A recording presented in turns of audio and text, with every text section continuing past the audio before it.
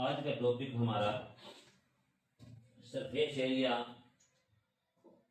से वॉल्यूम तक। पहले आकृतियों को बड़े ध्यान से समझेंगे।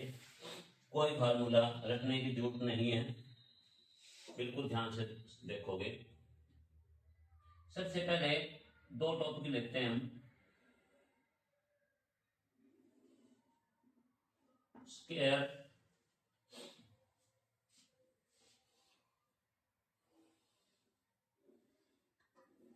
रेक्टेंगल। इनकी खासियत देखो, जब खासियत का पता लग जाएगा सब चीज कवर हो जाएगी। नाम ए बी सी और डी, इसकी चारों भुजाएं समान होती है। इन पॉइंटों से ध्यान से, चारों भुजाएं समान, डायगोनल आर इक्वल। मानते चले यहां पर ओ पॉइंट पे काटते हैं। डायगोनल आर इक्वल यानी A B B C D और D A are equal. Diagonal B D equal to A C. जहां पर डायगोनल आपस में काटते हैं, इसके हिस्से भी चारों इक्वल होंगे। ओ ए, ओ बी, ओ सी, ओ डी आर इक्वल। और सभी एंगल 90 डिग्री के बनेंगे भाई, बीच में भी।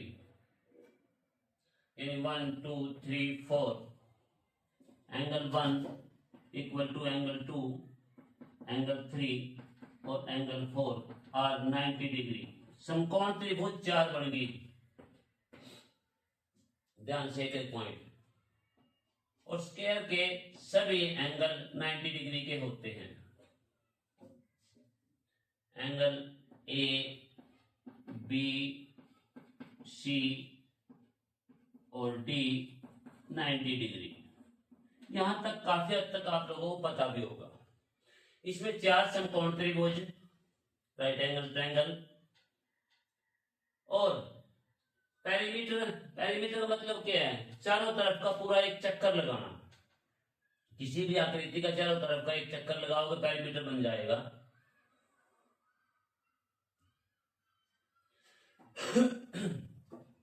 इन चारों भुजाओं का जोड़, चारों भुजाएं बराबर है, ए मानते चले एक भुजा को।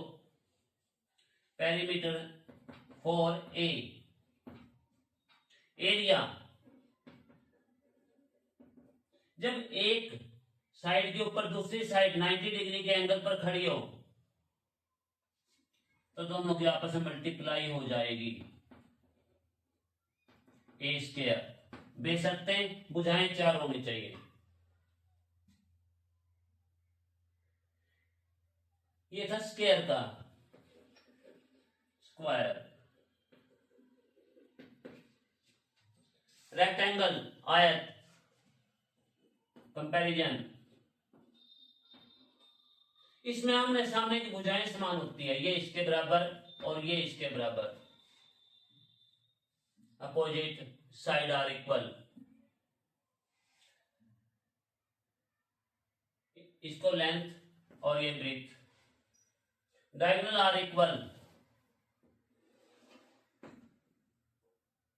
डायगोनल आर इक्वल, इसके इससे भी इक्वल भाई, मानकर चले ओ पॉइंट पे काटे। चारों एंगल 90 डिग्री के कोने पे, पर बीच में 90 डिग्री के नहीं होते। अगर बीच में 90 डिग्री के आए तो स्क्वायर बन गया। रेक्टेंगल आयत हिंदी में, स्क्वायर वर्ग। अब देखियो, ये एंगल इस एंगल के इक्वल होगा और ऊपर वाला एंगल इस नीचे वाले एंगल के इक्वल होगा। जब भी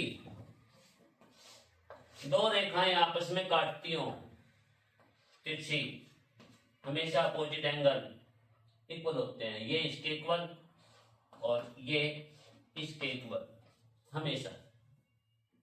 यानी 1 2 1 इक्वल टू 2। किसी प्रकार का कोई भी क्वेश्चन आए 3 इक्वल टू 4।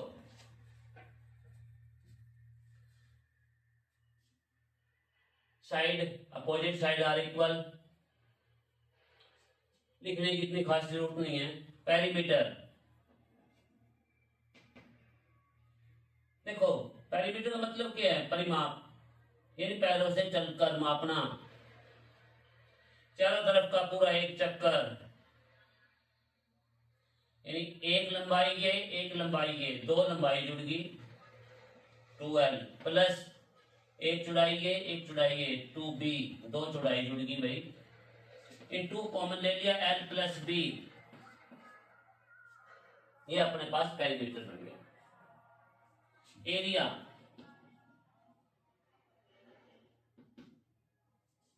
एक साइड के ऊपर जब 90 डिग्री के एंगल पर दूसरी साइड खड़ी है, दोनों की मल्टीप्लाई l इंटू बी, लंबाई गुना चौड़ाई, ये एरिया बन गया। यहां तक ये आकृति ऐसी है, 3D में नहीं है 2D में है। ये छपी हुई है किसी चीज, जैसे ब्लैक बोर्ड के ऊपर छाप दी, इसकी ऊंचाई नहीं होती। अब इनको थोड़ा सा आगे बढ़ाते हैं हम। स्केल की खासियत आप लोगों को पता लग चुकी है। स्केल का अगर रूप बदल दिया जाए,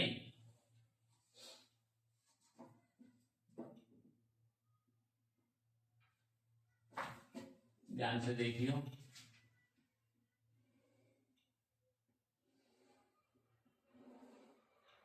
समचतुर्भुज,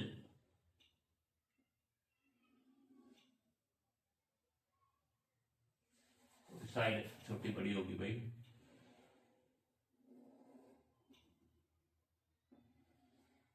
इसकी खासियत क्या होती है? जैसे एक तार का वायर होती है, जैसे उसका स्क्वायर बना दिया हमने, उसके ये दो कोने पकड़ लिए और इसको अंदर की तरफ दबा दिया, तो क्या होगा? ये कोना और ये कोना, ये जितने कम हो जाएंगे और ये कोने उतने फैल जाएंगे। इसका कहने का मतलब क्या है?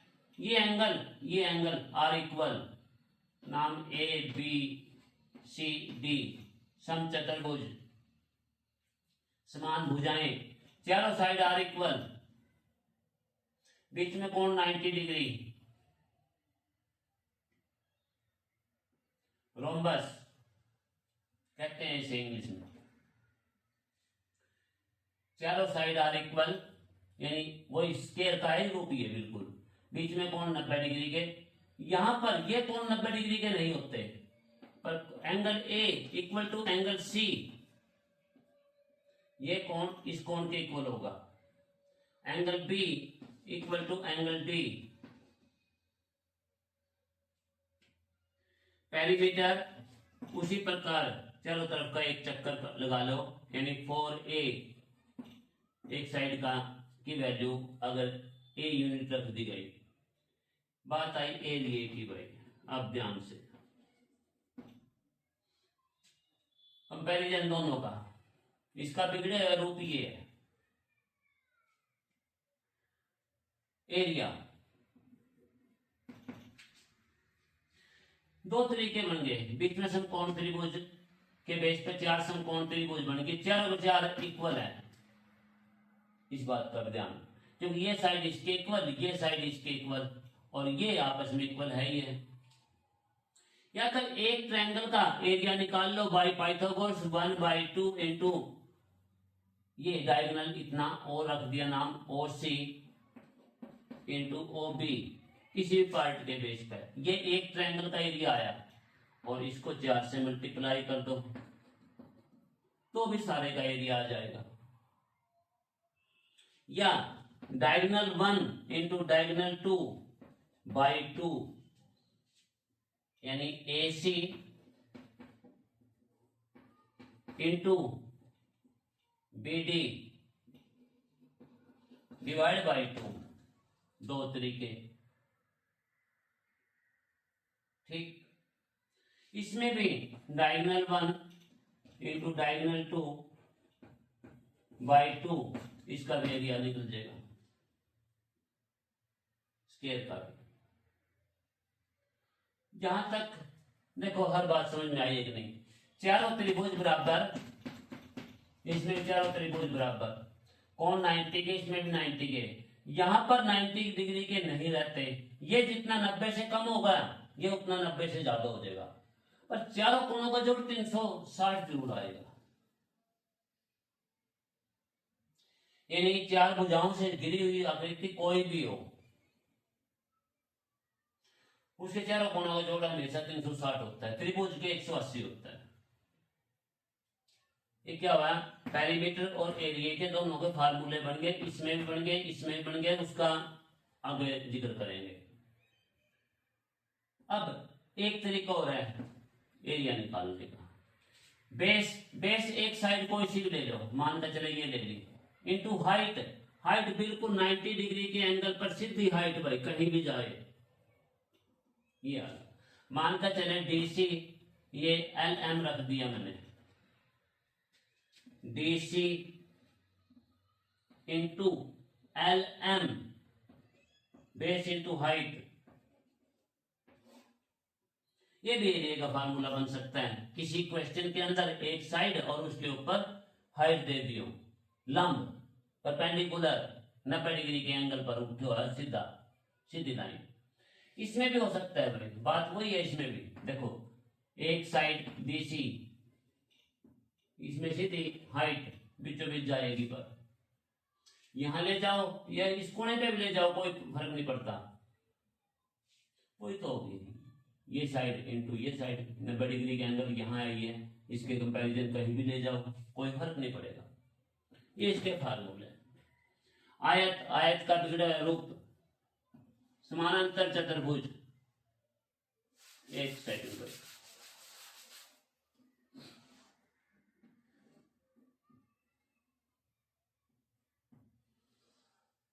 पैरेललोग्राम,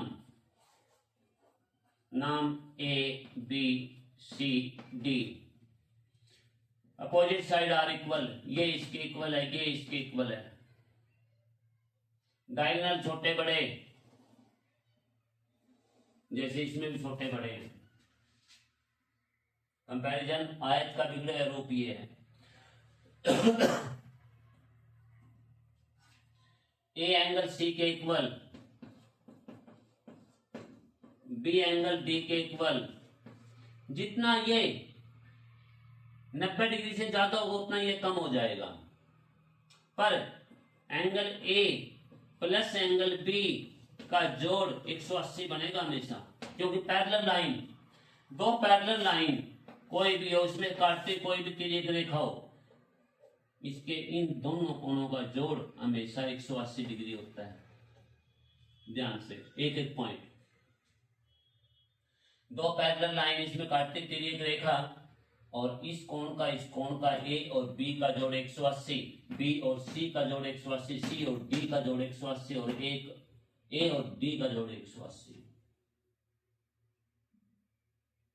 पेरीमीटर वही, B C plus C D plus A D plus A B.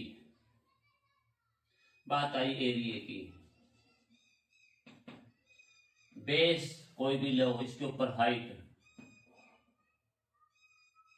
Base into height,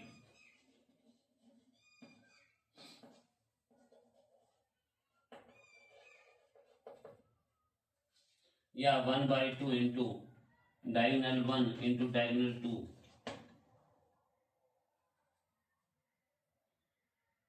ये था स्क्वायर, ये थी रोम्बस, ये थी रेक्टेंगल, और ये थी पैरेललोग्राम। इनका आपसी कंपैरिजन आप लोगों ने देख लिया होगा। अब थोड़ा सा और आगे बढ़ते हैं भाई।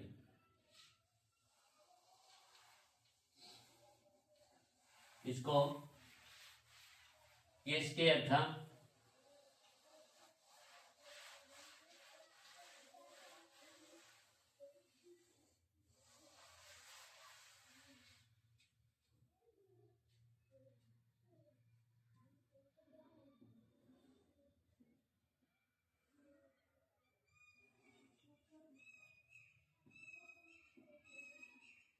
ये फिर स्क्वायर आ गया। स्क्वायर के ऊपर अगर ऊंचाई लगा दी जाए,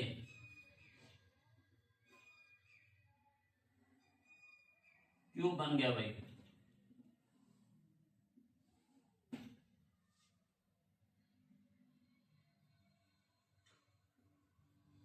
अब देखिए जानते हैं क्यूब, साइड आर इक्वल, 12 की 12 साइड इक्वल है, 1 2 3 4 5 6 7 8 9 10 11 12 सारी की सारी साइड इक्वल है, यानी ए मान कर चले हम एक साइड को। सभी के सभी एंगल 90 डिग्री के एंगल पर टिके होते हैं।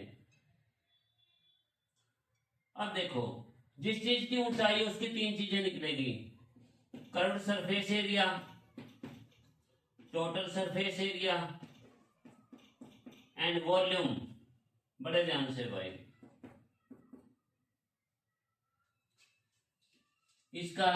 इसके ऊपर ऊंचाई लगा दी जाए, क्यूबाइड बन जाएगा।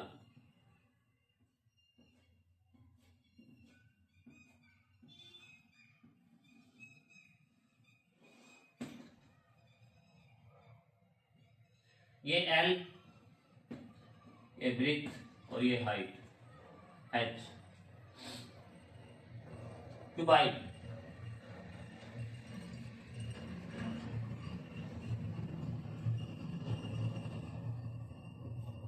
ध्यान से, कर्व्ड सरफेस एरिया क्या होता है? किसी वस्तु को दूर से देखने पर जो हिस्सा दिखाई दे वो उसका कर्व्ड सरफेस एरिया है। जैसे कोई दूर खड़ा मकान देख रहे हो आप, उसकी चारों साइडें दिखाई देगी, ना तो छत दिखाई देने की आपने ना फर्श, छत और फर्श को छोड़ दो,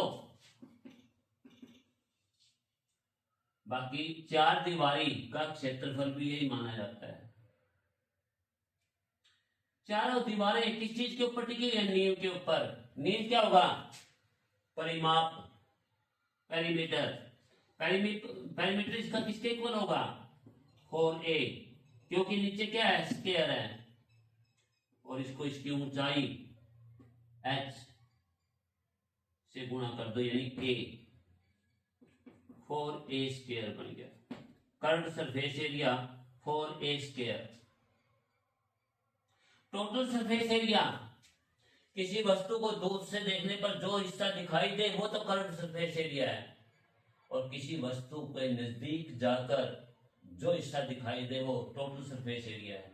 मानते चले आप किसी कमरे में चले गए, चारों दीवारें दिखाई देगी और छत और फर्श भी दिखाई देगा। छत किस आकार की है? स्क्वायर के आकार की। फर्श भी स्क्वायर के आकार का। कर्व्ड सरफेस एरिया के अंदर छत और फर्श का एरिया और जोड़ दो, 4a स्क्वायर। कोई फार्मूले रखने की जरूरत नहीं है, प्लस छत स्क्वायर के आकार की, स्क्वायर का एरिया a स्क्वायर,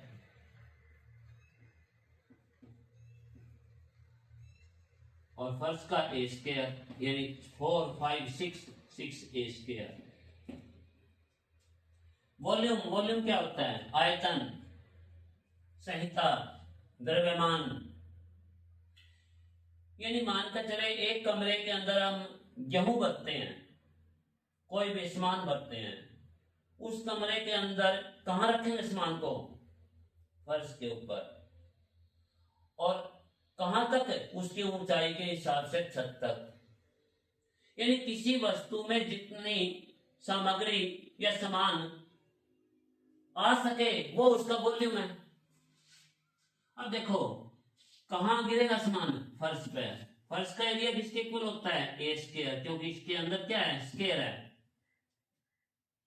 इनटू ऊंचाई, हाइट भी इसकी a है भाई, वॉल्यूम आ गया a की क्यूब। बोलो क्या फर्क पड़ गया? कर्व्ड सरफेस एरिया चार दीवारी का क्षेत्रफल होता है। चारों दीवारें नींव के ऊपर टिकी होती है, नींव पेरीमीटर होता है, पेरीमीटर को ऊंचाई से मल्टीप्लाई कर दो, 4a square. Total surface area, curved surface area के अंदर छत और फर्श का एरिया जोड़ दो। वॉल्यूम, फर्श के एरिया को उसकी हाइट से ऊंचाई से, यानी उसकी हाइट से मल्टीप्लाई कर दो, बात आएगी इसकी। Curved surface area, total surface area and volume, यानी जिस चीज की ऊंचाई है उसकी तीनों चीजें निकलेगी, curved surface area, total surface area and volume. ध्यान से, कर्व सरफेस एरिया क्या होगा? पेरीमीटर। पेरीमीटर के ऊपर ऊंचाई लगा दो, यानी ऊंचाई से मल्टीप्लाई कर दो। पेरीमीटर किसके इक्वल है? 2 × L + B into height h। बढ़ गया। Total surface area, curve surface area के अंदर छत और फर्श का एरिया जोड़ दो इंटू h। छत का एरिया, छत किस आकार की है? रेक्टेंगल के आकार की। Area L × B। फर्श भी इसी आकार का है, ये भी जोड़ दो L × B, यानी 2 × L + B into H plus LP 2L × B। 2 common ले सकते हो भाई। L × H, LH plus BH plus LB, ये इसका क्या बन गया? Total surface area. बोलो क्या दिक्कत हुई? LH, BH और LB। वॉल्यूम, आधार यानी बेस, बेस का पहले वो एरिया ले लो L × B और हाइट से और मल्टीप्लाई कर दो, ये क्यूबाइड का वॉल्यूम आ गया। बोलो क्या प्रॉब्लम आई? यानी किसी वस्तु को दूर से देखने पर जो हिस्सा दिखाई दे वो कर्व सरफेस एरिया है। किसी वस्तु के पास जाकर जो हिस्सा दिखाई दे वो टोटल सरफेस एरिया है। एंड वॉल्यूम, उसके अंदर कितनी वस्तु समा सकती है, वो इसका वॉल्यूम है। देखो ध्यान था, 1 मिनट।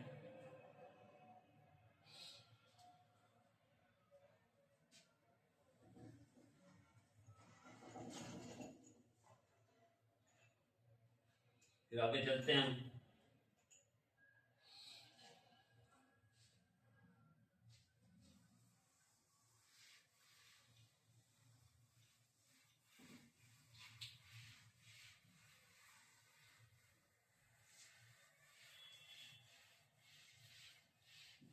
अब तक हमने स्क्वायर के बारे में, रोम्बस के बारे में और क्यूब के बारे में, रेक्टेंगल, पैरेललोग्राम एंड क्यूबाइड। अब बात आएगी सर्कल के बेस पे चलते हैं। Circle,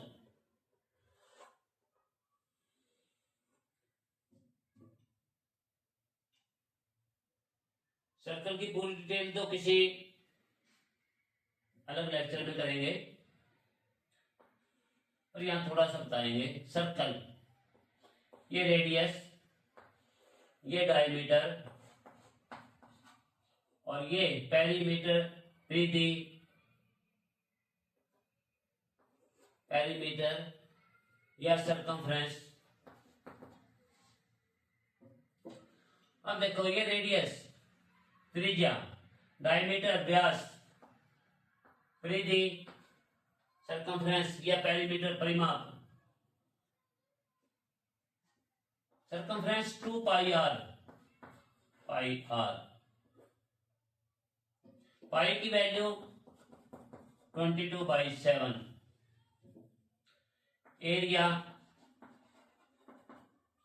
πr²। ध्यान से, अगर स्क्वायर के ऊपर, ये सर्कल के ऊपर ऊंचाई लगा दी जाए, हाइट, तो सिलेंडर यानी बेलन बनता है।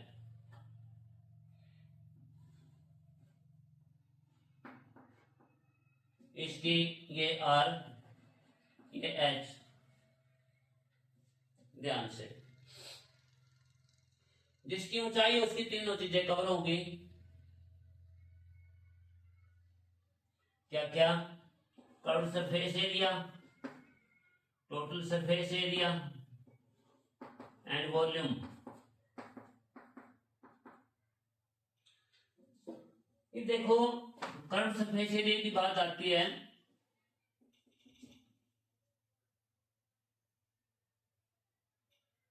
ऊंचाई किसके ऊपर लगी, सर्कल के ऊपर। सर्कल का पेरीमीटर क्या है, 2 पाई आर। ऊंचाई लगा दो, यानी 2 pi r h. Curve surface area हो गया। टोटल सरफेस एरिया, छत और फर्श का एरिया जोड़ दो। छत किस आकार की है, सर्कल के आकार की, फर्श भी, यानी 2 पाई आर एच प्लस इसका एरिया जोड़ोगे pi are square plus pi are square, यानी 2 पाई आर एच। फार्मूले कहीं और से नहीं बने, पाई आर स्क्वायर डबल कर दो, 2 पाई आर स्क्वायर। 2 पाई और आर कॉमन ले जाओ भाई, एच प्लस आर।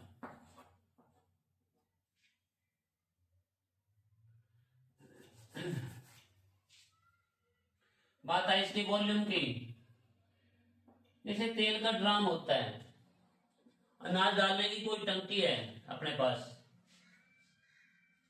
वो किस आकार की होती है, सिलेंडर के आकार की होती है, बेलन के आकार की। हिंदी का शब्द है बेलन। उनका रोटी पोते होंगे, देखे होंगे आपने। बेलन होता है रोटी बेलने का, उसके दोनों तरफ की हथकड़ियां तोड़ दो, बीच का बेलन तो बचा। वॉल्यूम, इसके अंदर मानकर चले 200 लीटर तेल आता है, ड्राम है ये, वो इसका वॉल्यूम माना जाएगा। आयतन, आधार ये रहा नीचे, आधार किस आकार का है, सर्कल के आकार का। इसका एरिया ले लो, इसके ऊपर ऊंचाई लगा दो, एरिया क्या होगा, पाई आर स्क्वायर इंटू एच। बन गई बात, ध्यान से। पाई आर स्क्वायर एच, इसका क्या हो गया, वॉल्यूम। ये था सर्कल, ये था सिलेंडर। अब बात आई कोण की, ध्यान से देखिए भाई। मान कर चले ये अपने पास सिलेंडर है, जैसे एक गिलास ले लिया हमने, गिलास के अंदर आप एक कीप के आकार की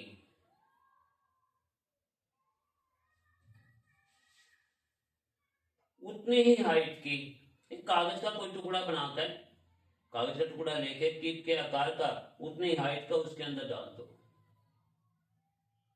शंकु के आकार का, कोन के आकार का। देखो ये डाल दिया भाई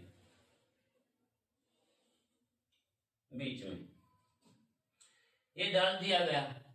अब ये देखो इसके अंदर कितने कोण बनते हैं एक सिलेंडर के अंदर,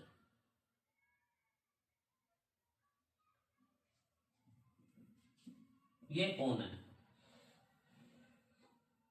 शंकु, जोकर की टोपी की तरह का। नाम क्या नहीं, ये सीधे रख लो। ये इसकी आर होती है भाई, ये एच और ये एल, साइलेंट हाइट, तिरछी ऊंचाई, ये हाइट सीधी ऊंचाई। पहले इसका कर्व सरफेस एरिया लेते हैं। Curve surface area, total surface area,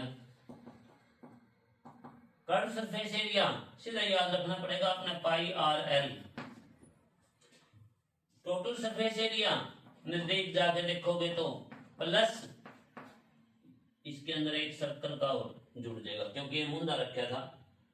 curve surface area क्या है कि अगर टोपी किसी के ऊपर रख रखी है, सिर के ऊपर रखी है, तो उसके चारों तरफ का जो हिस्सा दिखाई देता है, जैसे सोफ्टी की कीप होती है, सोफ्टी खाते होंगे, वो मुंदी रख दो, बाहर का हिस्सा जो दिखाई देगा वो तो curve surface area pi r L.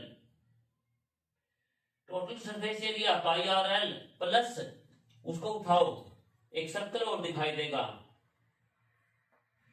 Pi are square, वो इसके अंदर जोड़ दो। पाई और R common, L plus R, ये बन गया वॉल्यूम। वॉल्यूम का जिक्र अब यहां से करते हैं। ध्यान से। एक कौन तो इसके अंदर आ गया भाई। अब देखियो एक हिस्सा तो ये बच गया, एक हिस्सा अपनी तरफ का बच गया। अपनी तरफ का मैंने इधर दिखा दिया, एक कौन ये शामिल हो गया। एक हिस्सा ये बच रहा भाई और एक हिस्सा उस तरफ का बच गया, तो एक कौन ये शामिल हो गया। यानी एक सिलेंडर के अंदर कितने कौन आए, 3। सिलेंडर का एरिया अगर आप इसमें से मानकर चले इसके अंदर रेत है, किसके, सिलेंडर के अंदर, और इतनी ही ऊंचाई की एक कोन इसे फिट कर दो। अगर भरोगे ना आप तो 3 भरेंगी, तीसरा हिस्सा 1 2 3। Volume pi are square H किसका था, सिलेंडर का, डिवाइड बाय 3 कर दो, या 1/3 पाई आर स्क्वायर एच। ये कौन का वॉल्यूम आ गया।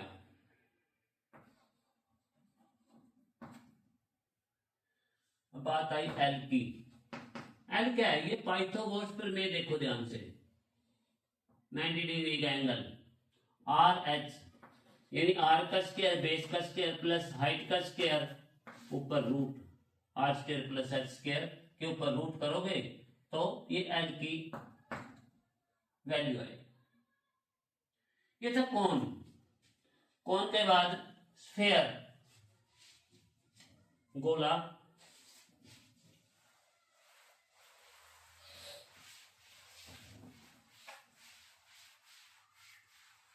ध्यान से भाई, ये गोला है गेंद की तरह। ये इसकी आर है और ये इसकी एच है। आर और एच आर इक्वल, स्फेयर गोले की। एक बात सोचिए ध्यान से, पहले तो इसको कर्व सरफेस एरिया और टोटल सरफेस एरिया लो। एक गेंद है, इसको देखो अगर आप कवर करोगे 1 2 3 4 4 पार्ट में टोटल कवर हो जाती है। यानी स्क्वायर के पाई आर स्क्वायर के 4 गुना के बराबर इसका कर्व सरफेस एरिया बन जाएगा। टोटल सरफेस एरिया भी इतना ही बनेगा, क्यों, जैसे गेंद है, गेंद हाथ में लेके देखोगे तो अब इसकी सारी साइडें दिखाई देगी। दूर फेंक के दूर पड़ी हुई गेंद को देखोगे तो अब इसकी सारी साइडें दिखाई देगी, क्योंकि उसका बेस नहीं होता। बात है इसकी वॉल्यूम की। Volume, curve surface area and total surface area are equal volume. अब एक बात देखो, मान कर चले ये गेंद गारे की है, ध्यान से एक चीज, इसको मैंने 4 हिस्से में काट लिया, ये काट लिया चाकू के साथ। गारे की, आटे की तो कटने होने दिक्कत आई, गारे की ले ली। अब इसकी ये साइड और ये साइड पकड़ के इस तरह से जोड़ दें, यानी कितने कोण बन गए इसमें, 4 कोण। कोण के वॉल्यूम का 4 गुना सरफेस का वॉल्यूम आएगा। Pi are square h divide by 3 तो पहले था, और 4 से मल्टीप्लाई कर दो, यानी 4/3 पाई आर स्क्वायर एच। ये वॉल्यूम किसका आया, स्फेयर का। किसका 4 गुना, कोण का। एक भी फार्मूला चक्कर नहीं है, इस बात का ध्यान रखिए। बात आई हेमिस्फेयर, आधा गोला। यहां पर आर और एच इक्वल है तो इसको ये भी लिख सकते हैं भाई, 4/3 पाई आर की क्यूब, आधा गोला, curve surface area, total surface area and volume. मान कर चले ये सेब है, ये आधी किलो की सेब है भाई। और आधी कर ली, आधी कितने की आएगी, पाई की आएगी, यानी 250 ग्राम की आएगी। यानी गोले के वॉल्यूम का आधा हेमिस्फेयर के वॉल्यूम होगा। यानी 4/3 ना 2 से डिवाइड करोगे 2 पाई कटता है, 2/3 पाई आर की क्यूब लिख सकते हो उसको। कर्व सरफेस एरिया मान के चले शेप थी, बीच में से कट कर दी चाकू के साथ, निचला हिस्सा नीचे गिर दिया, ऊपर का हिस्सा उठा कर ये रख दिया। आपको लाल रंग की शेप है तो क्या दिखाई देगा, लाल हिस्सा चारों तरफ। बीच में जो हरा या सफेद है ना वो तो दिखाई नहीं देगा, लाल हिस्सा दिखाई देगा। यानी टोटल शेप का curve surface area, total shape तो ये थी, और आधे शेप का आधा हिस्सा बन जाएगा 2 पाई आर स्क्वायर। अब उस शेप को मैं उछालने लग रहा, आधी को, आधी नीचे गिरती थी, आधी को उछालने लग रहा, टोटल लाल हिस्सा दिखेगा उसका, और एक सर्कल दिखेगा जहां से अपना चप्पू घूम के आया था। तो वहां से क्या होगा, एक सफेद हिस्सा और दिखाई देगा या हरा हिस्सा दिखाई देगा। तो यानी एक सर्कल और दिखाई देगा 2 pi are square plus pi are square, यानी 3 पाई आर स्क्वायर। इसका टोटल सरफेस एरिया होगा किसका, हेमिस्फेयर का। और इसका curve surface area total surface area are equal, और हेमिस्फेयर का curve surface area 2 pi are square और total surface area 3 pi are square. Volume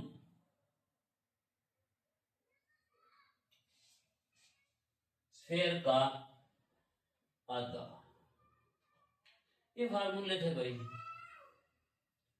curve surface area, total surface area and volume. देखो ध्यान से, मेरे हिसाब में कोई प्रॉब्लम आनी नहीं चाहिए।